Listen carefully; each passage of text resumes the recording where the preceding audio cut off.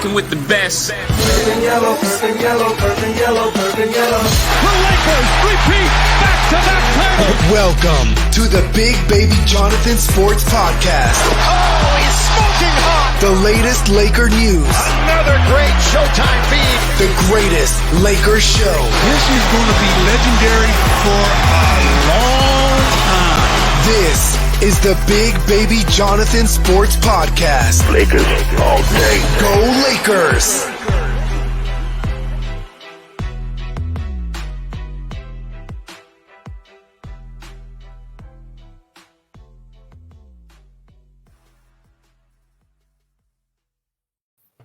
What's good, everybody? It's your boy, Big Baby Jonathan here, man. Welcome to Big Baby Sports, man. I got very special guest Nick Hamilton from Nitecast Media and SIRIUSXM, man. How's it going, man? Thank you for coming on. All right, I'm good, man. Nitecast Media is in the building. What's going on? Not much, man. We got some breaking news, man. Break it here on Big Baby Sports, man. Dwight confirmed to me that they will not be bringing him back, man. So where's your thoughts about Dwight not coming back to the Lakers? And also, how do you feel like the Lakers are going to do in his free agency? Well, to be honest with you, I'm not surprised because I think they're trying to move in a different direction. And I think they want to kind of get away from certain elements.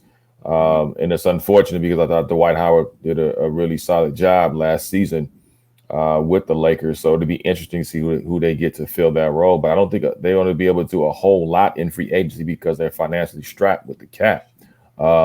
Which, again, a decision that was made last season that was going to continue to be a thorn in their side, even moving forward, as long as they got the services of Russell Westbrook when it comes to, getting him into the mix. So I think it was a terrible mistake from day one. I still say this is arguably one of the worst trades in Laker history.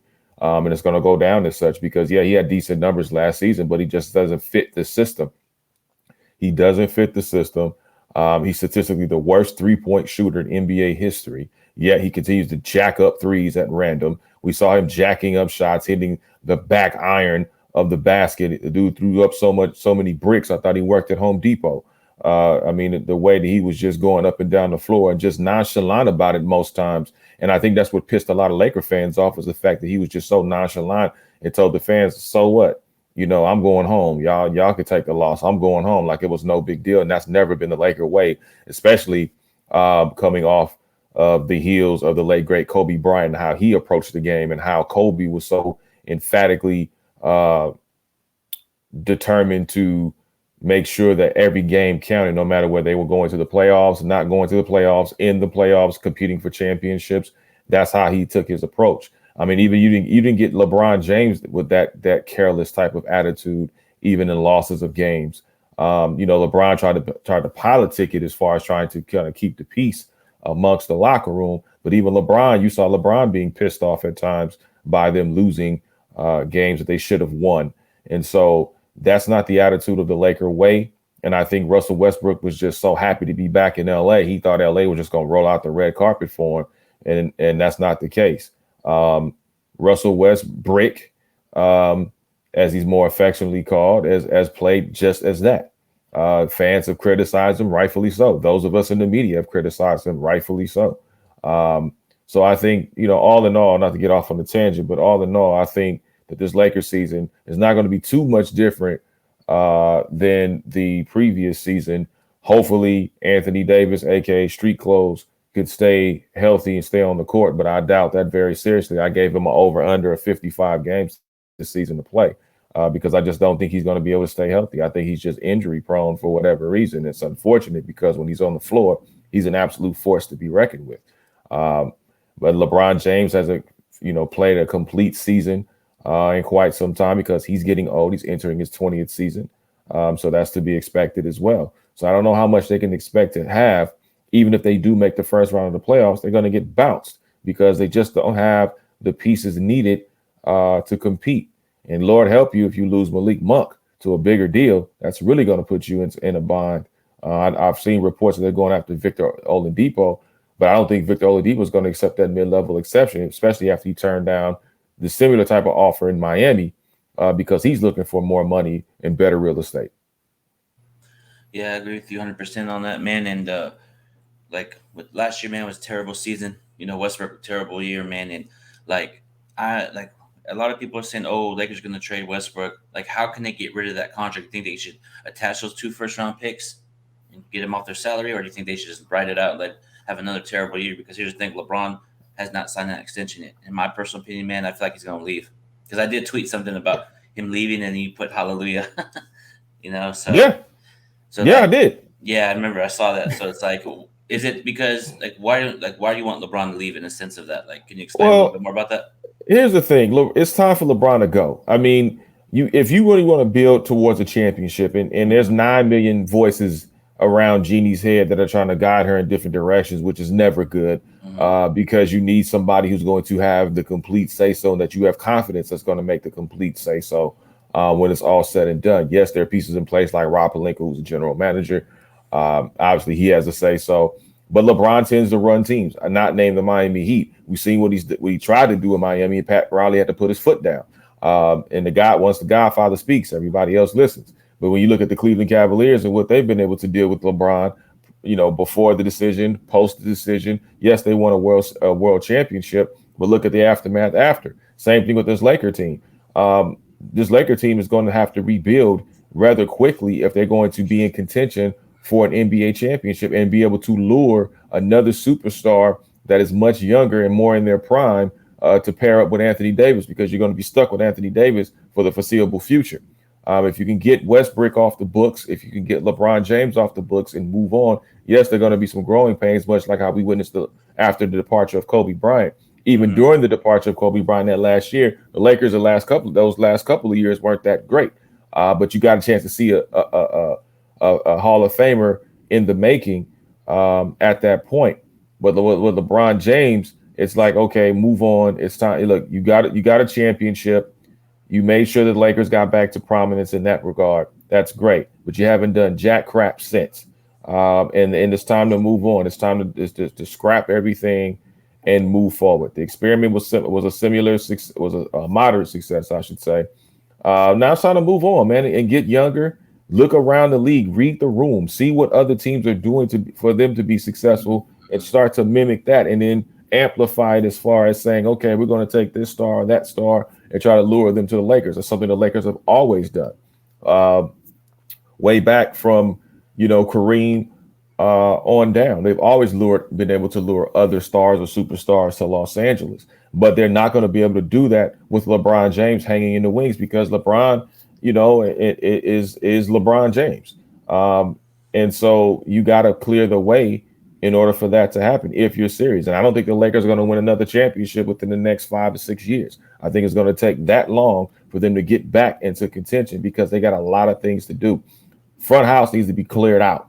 I don't see what is the reason why the Ramesses are even in the fold. I understand they're friends of Jeannie Buss, but friends and business are two different things. Jeannie needs to make absolutely certain that she is the one in control. We know she's the owner. I think she's a brilliant businesswoman, but she has not displayed the qualities of an owner that knows what to do and how to go about doing it, and being the lasting impression that people look. When you look at Mickey Arison, when you look at the owner of the Golden State Warriors, when you look at the owner of the Clippers, you see, even Mark Cuban with the Dallas Mavericks, who the ownership is. That is the final word. Yes, they have people that they consult with. Yes, they have general managers and vice presidents and basketball operations and things of that nature. But exactly who is going to do what. Exactly when the final say-so comes down, that's who it's going to go to. Like I said, you look at Miami, you look at Pat Riley, and then there's Mickey Arison, and then obviously sky's the limit. But what the chain of command is. With this Lakers front office, we don't know what truly the chain of command is, because there's so many voices. I mean, it's like an Eminem song. These voices in my head. I mean, it's ridiculous. And I don't understand how Laker myopics out there are sent up there really seriously believe that this team can contend for a championship by running it back. And do you honestly think, I mean, congratulations to Darvin Ham, but do you honestly think that Darvin Ham is going to force Russell Westbrook to sit on the bench, much like we've seen Greg Popovich do the great Tim Duncan, or Manu Ginobili at times when they weren't playing well or playing within the system, or even when Phil Jackson sat down Kobe and told Kobe to go have a seat when he wasn't playing well, didn't want to listen to his direction. You're not going to get that from Darvin Ham. You may get that with the younger players or the bench warmers. You may get that with them, but you're not going to convince Russell Westbrook to sit up there and to come off the bench. I mean, hell, look how much convincing it took for Carmelo Anthony to realize he needed to come off the bench on a team before he decided to say, okay, you know what? Maybe I should come off the bench because maybe I'm past my prime. I don't think Russell is stepped into reality. I think Russell still thinks he's the Russell of 5 or 6 years ago. No, this guy is a habitual stat pattern. That's why he was able to get the triple-double award in Oklahoma City. And so this is a guy that has played the same exact way his entire career. Do you honestly think he's not going to go kicking and screaming and bitching and moaning about coming off the bench when he's always been the guy and the guy on most teams that has led the charge? Good luck with that. Yeah, most definitely, man. I feel like Russell Westbrook, man, he's gonna come back like you said, and I feel like it's gonna be another same thing. Westbrook's probably not gonna buy in, even though there's reports that he's buying in. He ain't gonna buy in. You know, I'm keeping it real, man. You know, we should have traded him. We should never even traded for him. You know, we should have just kept Kuzma, kept KCP, and go from there. And we should have brought our team back when we won the championship in the bubble. We should have brought those veteran players back because we had chemistry. When we got Westbrook, you know what pissed me off? Westbrook, him saying he has no expectations coming into the season. Like, that pissed me off. You have to have expectations. But as a basketball player. But you got to look at LeBron. Who do you think wanted him? Who kicked and screamed to get Westbrook in here? LeBron. It was LeBron. Yep. Okay. So LeBron, you got to give some of this blame to LeBron James too. Yeah. Because LeBron is the one that went to front office and kicked and screamed and demanded and everything else to say, we want Russell Westbrook. We want this guy, instead of getting DeMar DeRozan and Buddy Hield, which statistically, you have to align LeBron and surround him with shooters. That's the way he's the most effective. And if you don't have that, then you're not going to win. You're not going to be successful. And they passed on that. And look what DeMar DeRozan did in Chicago, by the way. Yeah, he did really good. He did really good, you know, and it's unfortunate. But we had the opportunity to get Buddy Hield for Kuzma and Montrezl Harrell, and they got Knicks. And I feel like LeBron said, get Russell Westbrook, it's going to work, and then it didn't work. And it's like just Russell Westbrook body language this season rubs people the wrong way. LeBron sometimes looks disinterested. You know what I mean? He looks very disinterested sometimes, you know. And to be honest, man, I feel like it's his last season, man. I feel like the Lakers should just go ahead and trade him, get some value, and move on. But that's how I feel. Because you know how LeBron doesn't like to tell the front office if he's going to stay. He just bounces and leaves. You know? He done that in Miami and Cleveland. Well, I don't know. I mean, you're not going to trade LeBron James. Let's be clear. That's not going to happen. You have a better chance of trading Russ during the trade deadline because maybe you could probably find a third team with an expiring contract to be able to try to pay some of that contract off, since a lot of it will be eaten up by the time the trade deadline comes. So maybe you can lure a third team and maybe package up just the THT to go along with it, and don't have to give up those future first round picks, which they want to hold on to so desperately. So I think it'll be interesting to see what happens at the trade deadline. But come, media day, opening day, whatever you want to call it, I think Zero will be on the sidelines in purple and gold. It's unfortunate, but it is what it is. It is what it is, man. We got to go with the punches and keep it pushing, and if Westbrook does come back, and here's the thing, like, I know you took that $47 million contract extension, one more like a player option. Like, if I don't know, man, just if it doesn't fit, why are we bringing him back? If it doesn't fit, you think like if it doesn't fit, why are you bringing him back? A lot of Westbrook fans say, "Oh, it's fit. It's not his fault." Well, didn't he had one of the worst seasons as a player, So it's like, if it's not gonna work the first time, why would it make it work the second time? Westbrook is gonna probably get into a Darvin Ham. Darvin Ham says he's gonna keep everybody accountable. I feel like Westbrook doesn't like to be held accountable. In my personal opinion. What do you think? You know what? It's so hilarious to watch people like yourself and other Laker fans. Are so frustrating. It is absolutely comical. Yeah. And I'm not laughing at you because you're my guy. Yeah. But what I will say is, other Laker fans and Laker myopics out there that get on my damn nerves. It is so hilarious to watch y'all just so thirsty and so frustrated at the same time. You're so thirsty that you want every player, every star player, every bench warmer that comes on the wire. You guys want him. I We have want these. why are y'all so thirsty now? I've never, even when I used to be a Laker fan, Yeah. Laker fans were never that thirsty. They were so happy to get a first round pick. When has that happened? And then it went from being thirsty for a first round pick to now being thirsty for a coach, then being thirsty for a superstar to come. Oh, breaking news. Kevin Durant has requested a trade out of Brooklyn. Breaking news. Holy shit. So Kyrie, I got two places for him. go ahead. That is crazy. So, Phoenix and Miami. Phoenix makes sense, but does this mean Kyrie's going to stay now? He could. Well, here's the thing. Damn. Kyrie lost his leverage, so he had to opt back in. But now he really lost the leverage because now it's up to the Brooklyn Nets to hold on to him. Because if they do decide to trade Kevin Durant, the reports are accurate, and they do decide to trade, if they do decide to trade Kevin Durant, like I said, there's only two destinations that I can see Kevin Durant wanting to go to. One happens to, well, possibly three, but at least two for certain. That's the Phoenix Suns, because you could trade Deion. You could do a sign and trade for DeAndre Ayton. You get Kevin Durant to go along with Devin Booker.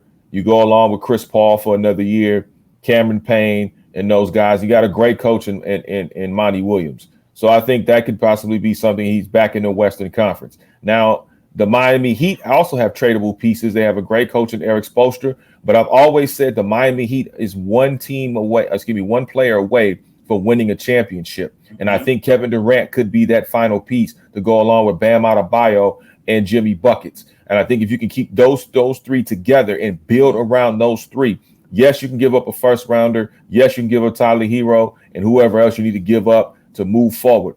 But at the same time, if you got those three, along with Eric Spoelstra, along with the Godfather himself, Pat Riley, I think the Miami Heat will put the Eastern Conference and probably the rest of the basketball world on notice that the Miami Heat could be back in contention for a championship and actually get over the hump past the Eastern Conference Finals, something they didn't do last season, unfortunately, against the Boston Celtics. But I think that if they get Kevin Durant, or Phoenix gets Kevin Durant, because Kevin Durant's only going to go to a contender. He's not going to Memphis. He's not going to go to Chicago. He's not going to go to Portland, which all you thirsty Trailblazer fans get on. Again, y'all starting to get on my damn nerves because you guys are wishing upon a star and hoping it lands by midnight, and it's not going to happen. No one is going to Portland to win. Portland is a place where dead men die. Need to come to LA. And I love Dame Lillard. Yeah. I respect Dame Dollar. I think Damian Lillard is an incredible player. I think he's a first-round Hall of Famer. First ballot, I should say, Hall of Famer. But no one's coming to Portland to win. They just don't have it. Yep. And I've been. Why the hell would you come to Portland? What the hell is in Portland? Like, really? Like, what is in Portland? He's not going to Minnesota. I mean, so there's only so many places he could go as a contender. What about like Boston? Because Boston has assets. Now, the only place I could see him going would be the Los Angeles Clippers, because he was once upon a time interested in going to the Clippers because he did like Steve Ballmer, and I could see the Clippers making a move for Kevin Durant to bring him to Los Angeles to really compete to go along with Kawhi Leonard, Paul George, and John Wall.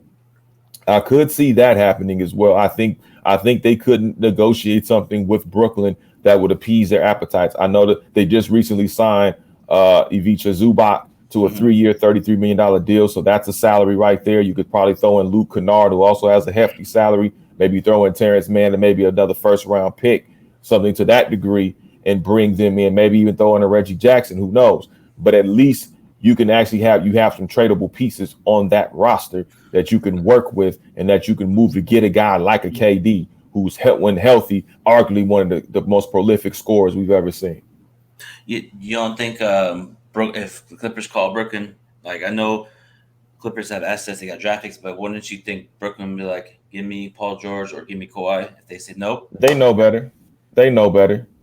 They know better. You don't even ask for that. You can try. Yeah, You can try, and then when once they finish laughing at you, then they say, okay, let's really get down to business. So who else do you want? Not named Kawhi Leonard, Paul George, or John Wall. Who else do you want? Hey, I'm gonna throw this out there, man. Hey, come to LA, KD. We'll throw AD, Russell Westbrook. Nah, that's not happening, bro. I'm kidding. That's not it. I know. See, you smarter than that, Jonathan. You are smarter than that. You know better. Yeah, sometimes I'll be trolling on Twitter more.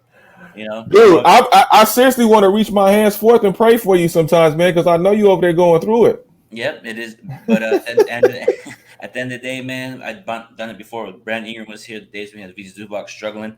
You know, been through it again. It is what it is. But what does that tell you? Since KD made a trade request, does that mean Kyrie's leaving now?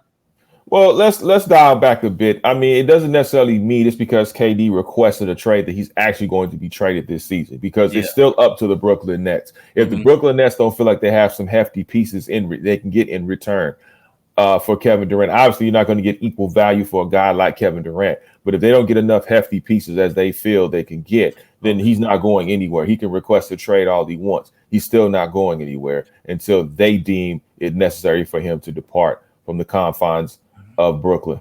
Okay, well, breaking news from ESPN: Nets GM Sean Marks is working with Kevin Durant and his a business manager, to get him a new home. I mean, again, it's still up to the Brooklyn Nets. Yeah, and they have to get sizable pieces. Now, even if there may be a third team involved, that they may have to get involved in order to get a lot more in return for Kevin Durant. I could see that happening as well. But again, it's still up to the Brooklyn Nets because he's still under contract with the Brooklyn Nets. It's great that they're working with Kevin Durant and his team, because that shows some type of movement as it pertains to, hey, okay, we want to make you happy. We want to get you to a place that you want to go to. And so I can see, like I said, Phoenix, possibly the Clippers, because you want to trade him. If you're going to trade him, you want to trade him out of the Eastern Conference. You don't want to be able to see. You want to see him twice a year, not 3 or 4. So ideally, you may want to trade him to the West, somewhere in the Western Conference. Again, that's why I said the Phoenix Suns and possibly the LA Clippers could be a destination. But at the same time, if you're going to trade him in the Eastern Conference, Miami looks to be very, very appetizing. And who the hell is going to say no to South Beach? Shit, I wouldn't either. But what about teams like Denver that has the assets though? Like Denver? KD wants to win. Yeah, true. But there's gonna be a team out there that may come out of nowhere and just. Now they could be a third team in the mix, but I still don't think that. I could be wrong, but I don't think KD would go to a team that is not going to win. Yeah, like you want to be on a contender.